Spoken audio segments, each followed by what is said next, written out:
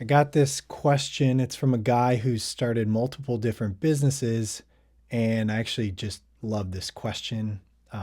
It's one that I felt was important to share with a wider group because I think it's really deep. It's from Paul. He's not able to join right now, but with his permission, I am answering his question publicly, but I'm also committing to following up with him privately to discuss this further. And so here it is. And actually, before I jump in, let me just say that if you have your own question that you're grappling with in life, you want some fresh perspective, drop me a note at questions@mikecav.com. Questions@mikecav.com. Promise I'll respond. Sometimes by email. Sometimes I'll shoot you a voice or a video note. Sometimes, if it's something that feels relevant to like-minded people in my world, in this community, I might do what I'm doing right here. All right. So here it is. So Paul sent me a long, very thoughtful note. And so I'm just going to summarize a few of the key parts. So basically he goes into, so he started several businesses. Some have been quite successful. These are 6 and 7 figure businesses, but he pulls the plug or he changes directions right at the key points, or these key points where things are poised to take off and hit the next level. And he's struggling to understand what's going on. He says, basically, he says the pattern is that he's either caught in procrastination or he goes into these sprints down a path, but then doesn't follow through. Those are his exact words. He says, I lack follow through. And he's wondering if this is just the common entrepreneur thing of getting bored. Okay. So Paul, I hear you, I feel you, but I don't think you're struggling with follow through. You've started multiple businesses, you've scaled to 6 and 7 figures. Those are not the hallmarks of a person who lacks follow through. They're not the hallmarks of a person who procrastinates. I think that something else is going on here. And I can tell from the note that you sent me that you are a deeply purpose-driven, mission-driven individual. You and I are brothers in that way. So Paul, I want to share a story from you. This one is from my own life.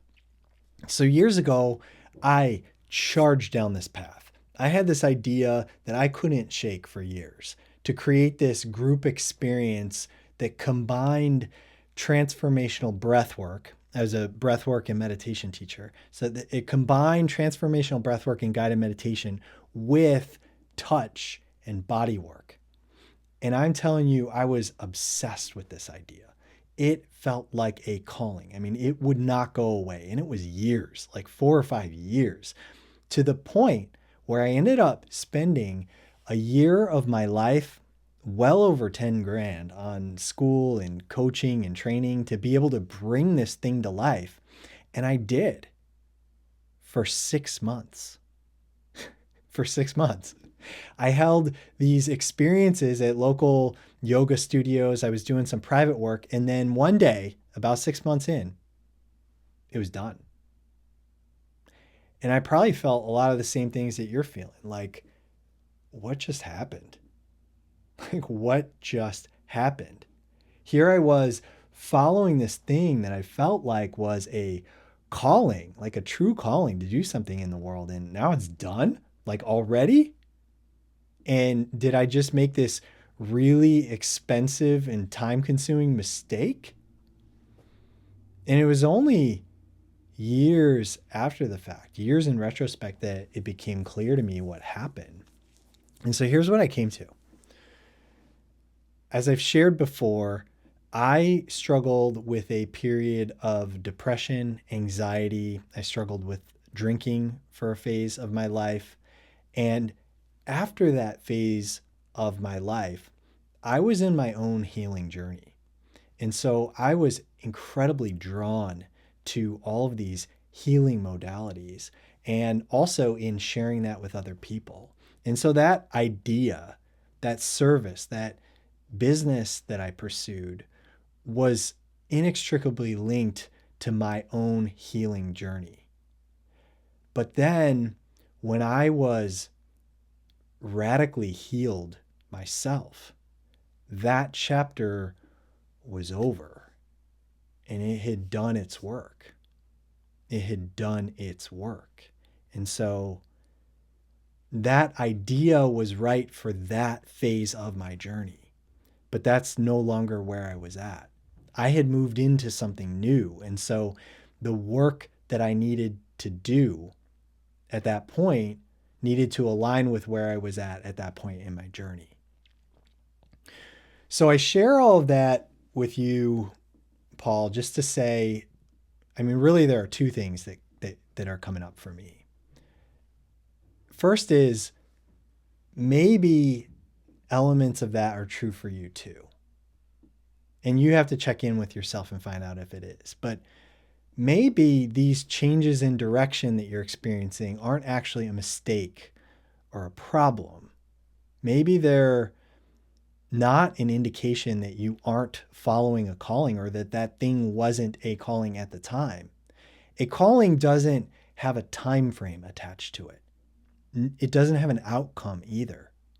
Sometimes it's simply there to lead you down a path to show you, nope, not here. Like the path of not here is just as important and valuable as any other path. My instinct is that when you're switching gears, it's because you've gotten what you needed at that point. And that it actually might be a mistake to override that and to just keep going because you think that you should follow through. Because when you do that, if you do that, you don't have the space for what's supposed to emerge next. And if then something emerges and it grabs you and you're down that next sprint and you're aligned with your heart in that moment, then go, right? Just go. Procrastination doesn't exist in those moments because you're aligned with your mission in that moment. And that's something that I think is really important for people to understand. Procrastination doesn't exist when you have a mission that is strong enough, when you are aligned with something that is on fire inside of you. There's no such thing as procrastination.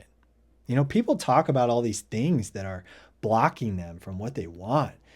But 9 times out of 10, it's because they aren't connected with their real mission, with the thing that lights them up, to the thing that they're not going to stop until they complete it. Do you feel that? Like when I was creating my audiobook, Spiritual Wayfinders, I knew that it was the most important thing for me to do at that time. I don't know why.